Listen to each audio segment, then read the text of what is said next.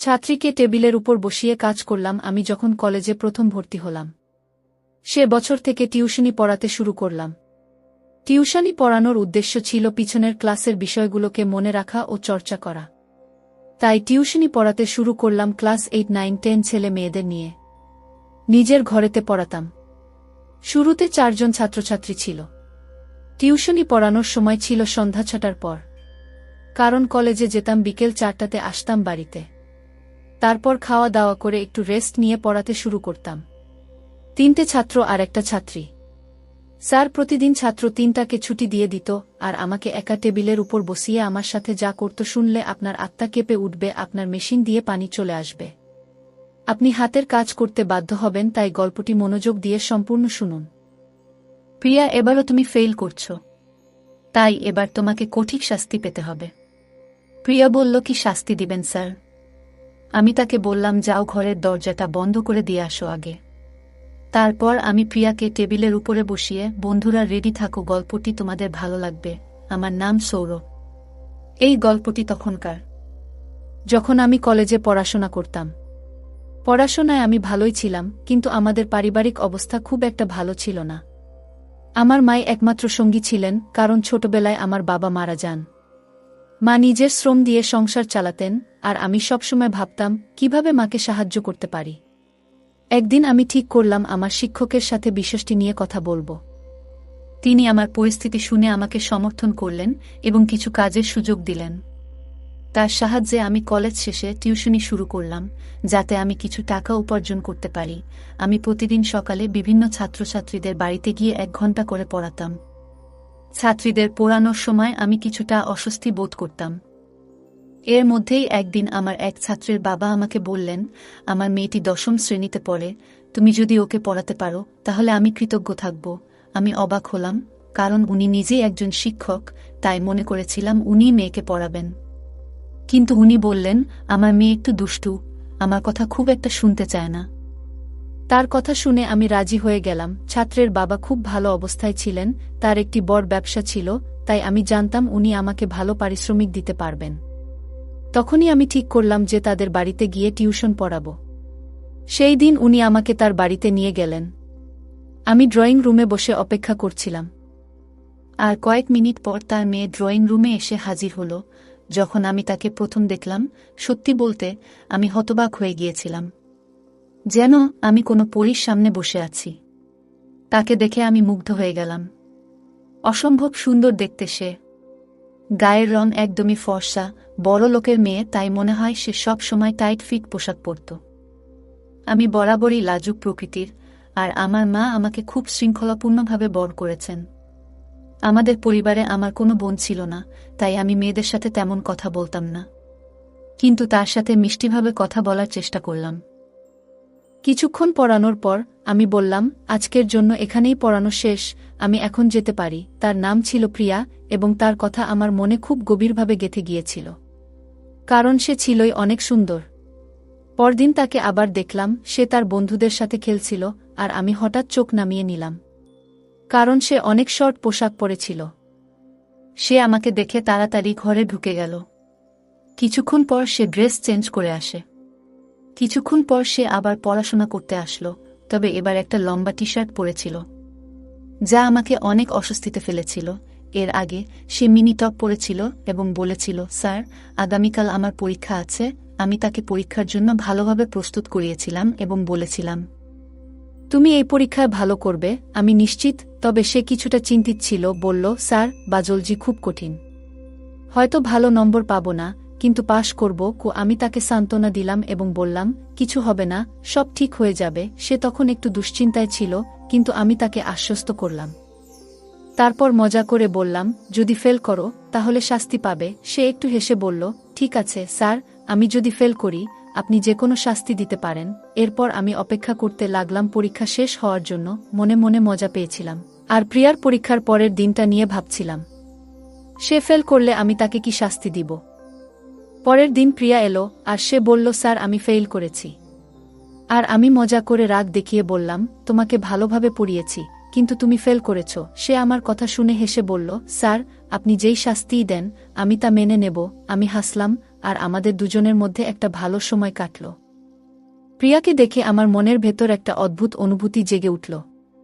আমি তাকে বললাম, শাস্তি পেতে চাইলে তোমাকে আগে ভালোভাবে মনোযোগ দিতে হবে পড়াশোনায়। সে এসে আমার পাশে বসল। তখন আমি তাকে মজা করে জিজ্ঞাসা করলাম, তোমার বয়স কত? সে বলল, 16 বছর, আর আমার বয়স তখন 21 বছর। দিন দিন সে আমার কাছাকাছি বসতে শুরু করে। আমি বুঝতে পারছিলাম, এই বয়সে ওকে শাস্তি দিতে চাওয়া মানে ওর পড়াশোনায় আরও ফোকাস আনতে চাওয়া। আমি বললাম, তোমার পরিবারের কাছে এটা নিয়ে কিছু বলবে না, কারণ আমি চাই তুমি নিজে থেকে উন্নতি করো। সে শান্তভাবে মাথা নাড়ল। হতো সে অন্য কিছু ভাবছিল। আমি মনে মনে ভাবছিলাম, আমার নিজের মনও এদিকে খুব একটা সায় দিচ্ছিল না। ছোটবেলা থেকে মায়ের শেখানো মূল্যবোধ আমাকে থামিয়ে দিয়েছিল। তাই আমি শেষমেশ সিদ্ধান্ত নিলাম, আজ তাকে শাস্তি দেব না, বরং ভবিষ্যতে কোনো ভুল করলে সেখান থেকে শেখার সুযোগ দেব। আমি তাকে পড়ানোর জন্য ফের মনোযোগ দিলাম, আর সে হাসিমুখে পড়ায় মন দিল। এর কিছুদিন পর স্যার আমার কাছে এলেন। তিনি আমাকে বললেন, তোমার সাথে একটা কথা আছে প্রিয়াকে নিয়ে। আমি ভাবলাম, স্যার কি বলতে চাইছেন? স্যার বললেন, আমাকে কয়েকদিনের জন্য বাইরে যেতে হবে। শহরে আমার আর কেউ নেই, তাই আমি চাই আমার মেয়েকে তোমার জিম্মায় রাখি। তুমি তো দায়িত্ব নিতে পারবে, তাই না? আমি মনে মনে অনেক খুশি হলাম। ভাবলাম তাহলে তাকে আমি সারা দিন পাশে পাবো। স্যারের কথায় আমি একটু অবাক হয়ে গেলাম, কিন্তু মনের গভীর থেকে ভাবলাম, যেহেতু মা বাড়িতে আছেন, তাই আমি এই দায়িত্ব নিতে পারব। আমি স্যারকে বললাম, কোনো সমস্যা নেই, আমি ওকে দেখে রাখব। স্যার তখন প্রিয়াকে ডেকে বললেন, তোমাকে কয়েকদিনের জন্য সৌরভ স্যার এর কাছে থাকতে হবে। তার মা তোমার দেখাশোনা করবে। তার মুখ চোখ দেখে মনে হলো সেও অনেক খুশি হয়েছে। জানি না কেন, প্রিয়া তার ছোট ব্যাগ নিয়ে প্রস্তুত হয়ে গেল।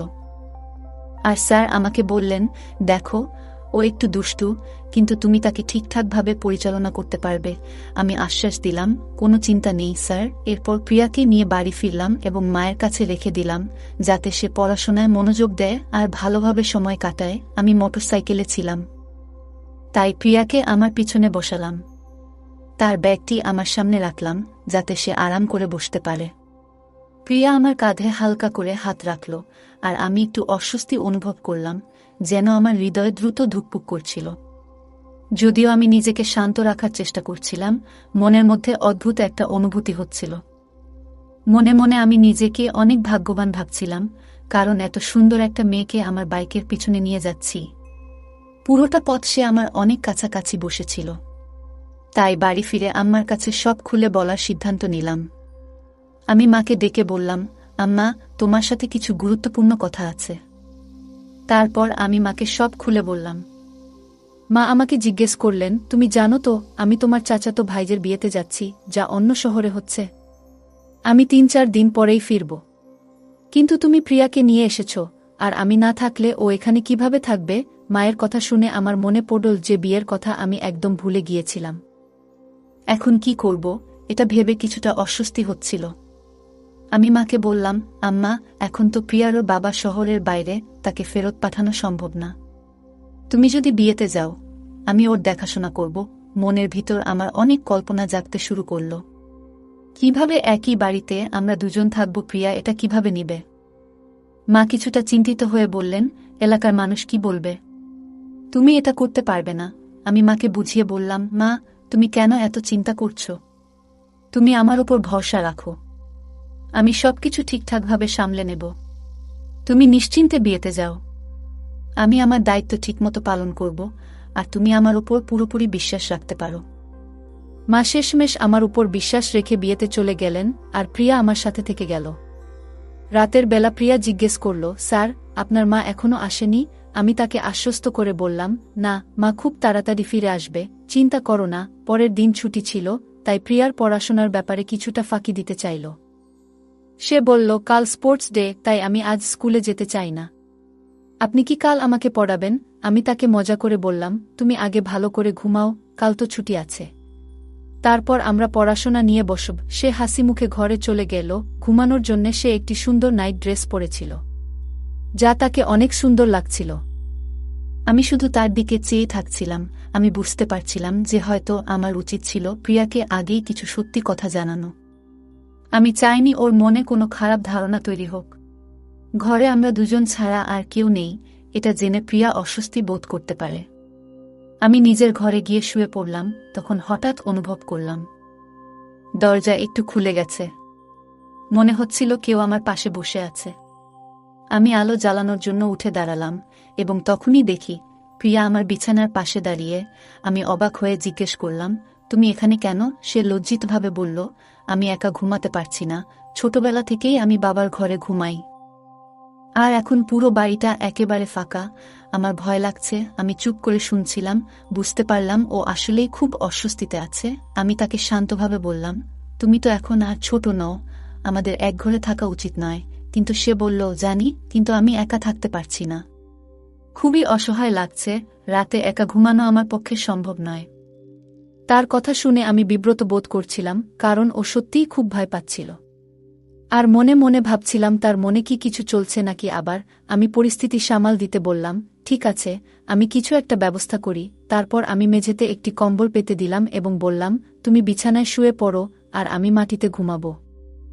সে তাড়াতাড়ি বিছানায় শুয়ে পড়ল, কিন্তু আমার মনের মধ্যে একটা অস্থিরতা কাজ করছিল। আমি যদি আগেই জানতাম তাহলে প্রিয়াকে এভাবে আনতাম না। আমি মেঝেতে শুয়ে পড়লাম, কিন্তু প্রিয়া ঘুমের ধরন আমাকে বেশ অস্বস্তিতে ফেলছিল। কারণ রুমের লাইট অন ছিল, প্রিয়া অফ করতে বারণ করেছে। সে ঘুমানোর সময় অনেক নড়াচড়া করছিল আর বিছানায় গুটিয়েছিল। এসব কিছু আমাকে একটু বিব্রত ও অস্থির করে তুলেছিল, তবে আমি নিজেকে শান্ত রাখার চেষ্টা করছিলাম। মনে মনে ভাবছিলাম এই ধরনের পরিস্থিতিতে কিভাবে আরও ভালোভাবে সমাধান করা যেত। আমার আবেগ কিছুটা নিয়ন্ত্রণের বাইরে চলে যাচ্ছিল। পরের দিন সকালে আমি নিজেকে শান্ত রাখার চেষ্টা করলেও প্রিয়া একটু কড়া ধমক দিলাম, তুমি এমনটা কেন করছো?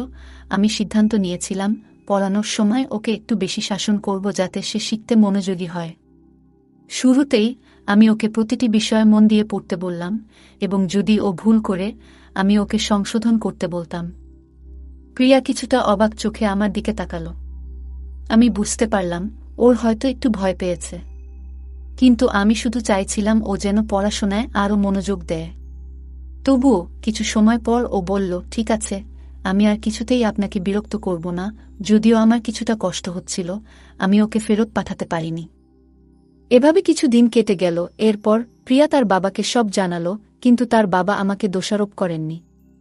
বরং উনি বললেন, আমি জানি আমার মেয়ে একটু দুষ্টু, কিন্তু ও এখনো ছোট, তুমি তাকে শাসন করো, কোনো সমস্যা নেই। আমি চুপচাপ শুনে বললাম, এতে কোনো সমস্যা নেই, ও আসলেই এখনো অনেক কিছু শিখছে। স্যারের কথা শুনে মনে হলো উনি আমাকে বুঝতে পেরেছেন। কিছুদিন পর স্যার বললেন যে প্রিয়াকে অন্য একজন শিক্ষক পড়াবে, যাতে ওকে আরও ভালোভাবে গাইড করা যায়। আমি একটু অবাক হয়েছিলাম, কিন্তু বুঝতে পারলাম এটা প্রিয়ার জন্য ভালো। সময়ের সঙ্গে সঙ্গে ওর প্রতি আমার অনুভূতিগুলোও পরিবর্তিত হল। ধীরে ধীরে ওকে ভুলে যেতে শুরু করলাম, যদিও ওর চোখে দেখা সেই কষ্ট আমার মনে থেকে গিয়েছিল। অনেক বছর পর শুনলাম প্রিয়া এখন বিশ্ববিদ্যালয়ে পড়ছে। আমি অবাক হলাম, কারণ তখনও আমি মনে করতাম ও ছোট মেয়েটাই রয়ে গেছে। ওর পরিবর্তন দেখে আমি ভাবলাম সময় কত দ্রুত পাল্টে যায়। ওর পড়াশোনায় মনোযোগ আর ওর ভবিষ্যতের জন্য আমি সত্যিই গর্বিত। গল্পটা কেমন লাগলো জানাতে ভুলবে না।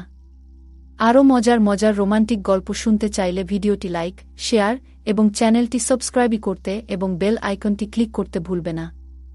ধন্যবাদ।